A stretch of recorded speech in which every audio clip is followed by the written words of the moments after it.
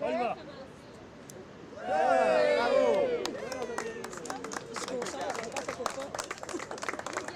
Ben, il faut savoir que Hydro-Québec et la CEPAC, ben, il y a une longue histoire de l'électricité ici, au parc de la Chute Montmorency.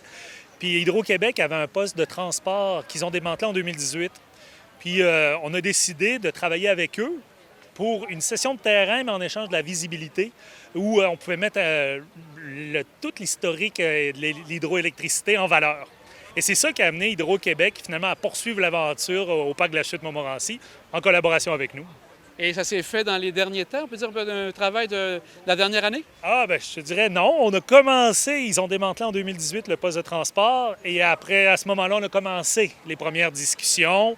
On a traversé une COVID, on a eu différents enjeux, mais aujourd'hui, on inaugure l'espace Hydro-Québec, qui est un magnifique espace où on fait l'interprétation de l'hydroélectricité. Et le lieu a été choisi spécifiquement pour accueillir les gens ici? Oui, tout à fait. On voulait absolument donner le plus de visibilité possible à cet espace-là. Donc, on l'a positionné à un endroit où à peu près tous les visiteurs du parc de la Chute Montmorency passent devant. Alors, c'était excellent pour nous et pour Hydro-Québec. Donc, on espère, tu espères de ton côté que sûrement que les gens vont affluer de peu partout à travers le Québec? Ah oui, il faut savoir que le parc de la Chute Montmorency, c'est plus d'1 million de visiteurs, hein, énormément de touristes, étrangers également. Puis ça vient bonifier finalement l'offre d'activités au parc de la Chute Montmorency. Ça bonifie l'expérience des visiteurs. C'est excellent pour nous. Et le projet répond à ce que tu avais en tête? Ah, c'est formidable. J'ai écouté les gens nous parler, disant comment c'était bien fait. L'équipe d'Hydro-Québec avec Elisa Motard ont fait un travail exceptionnel d'interprétation. Ils sont bien installés dans le lieu. C'est respectueux de la vue et tout ça. C'est formidable. Bien, on va souhaiter, Christophe, qu'il y ait plein de gens qui viennent ici d'un peu partout à travers le monde, comme tu dis. Un grand merci à toi. Merci beaucoup. Au revoir. C'était une excellente opportunité pour nous, ce partenariat avec la CEPAC, qui a vu le jour dans le cadre d'un échange de visibilité contre un terrain qui ne servait plus à l'entreprise, qui était le site de l'ancien poste Montmorency, nous a permis de pouvoir installer ce pavillon d'interprétation qui vient mettre en lumière l'histoire hydroélectrique méconnue de la région de Capitale-Nationale et plus spécifiquement celui de la Chute Montmorency, qui a accueilli la toute première centrale hydroélectrique au Québec en 1885. Et je vois dans les panneaux différentes années. On termine en 1964. Est-ce qu'il y a une raison particulière? Oui, parce que 1964 est l'année qui a suivi la seconde nationalisation d'électricité. Donc, suite à l'élection du gouvernement Lesage, l'électricité devient maintenant sous l'égide d'Hydro-Québec pour l'ensemble de la province, y compris pour la région de Québec. Et à cette époque-là, on avait déjà de grands projets comme Bercimis, comme la Côte-Nord qui se développaient et qui allaient maintenant alimenter en électricité les villes comme la ville de Québec. Et il n'était plus nécessaire d'avoir de petites centrales avec de petites productions qui, déjà à l'époque, n'étaient plus rentables au niveau de la production d'électricité par rapport aux besoins de la région. Les visiteurs qui vont venir ici, qu'est-ce qu'ils vont pouvoir voir sur place au bas de la chute? Oui, alors au pied de la chute, nous, notre objectif, c'était de montrer ce qui n'est plus visible. Donc, c'est pour cette raison qu'on a entre autres fait une maquette topographique qui vient schématiser le site pour positionner où se trouvaient les premières centrales qui aujourd'hui n'existent plus, dont il ne reste que quelques vestiges seulement. Et ensuite, via le pavillon d'interprétation avec les jalons historiques, on vient tracer la ligne chronologique qui nous replonge dans cette histoire au fil des années, des 100 dernières années du site de la Chute Montmorency. Pendant la conférence, vous avez parlé également qu'il allait y avoir des visites durant certains moments dans l'année. Ce sont des gens d'Hydro-Québec qui vont expliquer davantage tout ce parcours ici? Oui, absolument. En fait, on a des équipes de guides animateurs qui sont répartis à l'ensemble de la province dans nos 16 sites ouverts au public. Et certains de ces guides sont invités à venir faire de l'animation sur le site lors de certains samedis qui ont été déjà présélectionnés pour l'été à venir, donc le 20 juillet prochain, 27 juillet et le 3 août. Venez rencontrer nos guides. Ce sont des étudiants qui vont vous permettre de pouvoir vous accompagner dans la visite, oui, du pavillon, mais également faire des expériences scientifiques avec les familles, avec les enfants et présenter quels sont l'ensemble des sites que vous pourrez venir visiter gratuitement durant la période estivale. On vous invite à venir nous voir chez Hydro-Québec. Faire un concept du genre, ça va prendre quand même un certain temps. L'idéation et bien sûr la réalisation. En tout et partout, ça a pris combien de temps à faire l'exposé qu'on a ici?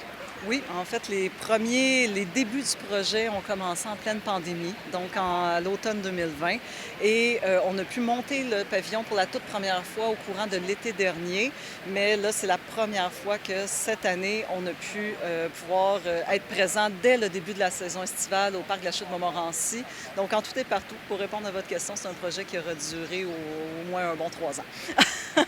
Est-ce que c'est un projet qui doit être démantelé à l'arrivée de l'hiver pour pas que ça soit brisé avec le temps? Oui, absolument. C'était une des contraintes de venir s'installer ici au pied de la chute, en bordure de la rivière. À tous les ans, en fait, le pavillon est présent de juin à octobre pour la période estivale, mais ensuite, on doit démonter l'ensemble, y compris les lattes, qui sont entreposées durant la période hivernale, notamment pour pallier aux crues qui sont parfois soudaines, imprévisibles de la chute en période hivernale. Et pour protéger les ouvrages, donc, on a fait le choix d'avoir une structure entièrement démontable et qui est remontée à tous les ans. Et la maquette, toutefois, elle est déplacée en période hivernale dans le pavillon d'accueil du téléphérique. Donc, on peut la voir à l'année. J'ai vu qu'on voit que les lattes sont disposées d'une façon qu'on ne perde pas de vue la chute. C'était prévu de ce côté-là? Oui, absolument. Le site de la Chute-Montmorency est un site patrimonial et ce qui impose certaines contraintes au niveau de la conception et du design qui est choisi. Et ça fait en sorte qu'on a choisi un design qui était très, très ouvert, donc qui permet un effet de transparence, qui ne bloque pas la vue pour le paysage environnant. Puis c'était pas notre intention non plus. On veut mettre en valeur la beauté du site et son histoire, donc pour ça, bien, il faut le voir. Et c'est pour ça qu'on a choisi ce type de design par la firme Overall. Et les lattes sont faites d'aluminium poli avec un certain effet miroir qui vient également refléter le cadre naturel pour pouvoir s'harmoniser au maximum avec le cadre dans lequel on s'inscrit. Le député de Montmorency, M. Simard, s'est un petit peu avancé pour peut-être la suite. Est-ce que déjà vous avez des idées en tête? Je pense que c'est en haut de la chute, près du déversoir, si j'ai bien compris. Oui, effectivement. Bien, en fait, je ne m'avancerai pas sur de futures intentions quant à la mise en valeur des vestiges restants. Toutefois, il est juste de dire que les quelques vestiges qui demeurent suite au démantèlement des ouvrages hydroélectriques qui étaient présents autrefois sur le site sont situés effectivement en amont de la chute. On a notamment la prise d'eau, le déversoir. Ce sont des ouvrages qui sont très peu visibles, qui passent relativement inaperçus au point de vue des visiteurs. Donc, je crois que le souhait de monsieur était de pouvoir davantage les mettre en valeur.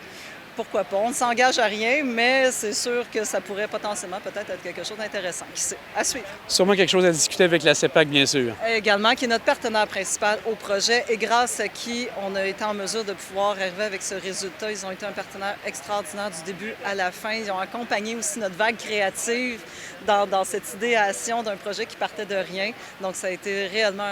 on a été très, très chanceux de pouvoir travailler de concert avec la CEPAC dans ce cadre. Elisa, une grande félicitation parce que c'est vraiment de toute beauté. Puis je pense que ça cadre bien dans le concept ici de la chute. Un grand merci à vous. Bien, c'est moi qui vous remercie réellement, en espérant les visiteurs nombreux à l'apprécier cet été. Effectivement, c'est du côté de Bois-Châtel. C'est une des premières infrastructures qu'on a du côté de Bois-Châtel. C'est un magnifique pavillon. Puis les touristes viennent maintenant pour voir la beauté de la chute, qui est vraiment magnifique. Mais il faut se rappeler aussi du passé. Puis maintenant, le Centre d'interprétation hydroélectrique va être là pour expliquer aux gens comment ça s'est passé. Déjà en 1884, il y avait la première centrale hydroélectrique. Puis 10 ans plus tard, en 1895, il y avait déjà 500 kilowatts qui étaient déployés par la centrale hydroélectrique. Et puis, c'est assez particulier parce qu'elle alimentait déjà le tramway de Québec à ce moment-là. Donc, comme quoi, les idées du futur peuvent être reprises par le passé. Et aussi, donc, dans le secteur ici, ça va être vraiment quelque chose de bien pour les gens de Bois-Châtel également, que vous invitez sûrement à venir faire un tour. Absolument, c'est magnifique. Les gens de Bois-Châtel peuvent venir à tout moment. Puis même traverser du côté de Beauport, là, on les invite, mais prendre le téléphérique, descendre. C'est magnifiquement bien fait. La CEPAC et Hydro-Québec ont fait ça vraiment de main de maître. C'est très bien expliqué. Une petite visite s'impose tout au cours de l'été, puis il va y avoir des gens qui vont être là pour Hydro-Québec pour animer le site et expliquer comment on produit de l'énergie avec de l'électricité, parce qu'on était au Québec vraiment des précurseurs au niveau de l'hydroélectrique. De quelle manière vous avez été approché la municipalité de Bois-Châtel par rapport à ce projet? Parce que, bien sûr, en étant sur le secteur ici, est-ce que c'était dans les premiers temps que le projet était lancé? Oui, ça fait déjà un petit bout de temps, mais le projet a été reculé dans le temps à cause de la pandémie et différentes choses. Mais aujourd'hui, on est très, très, très content de participer à cet événement-là du côté de Bois-Châtel. Monsieur Paradis, un grand merci.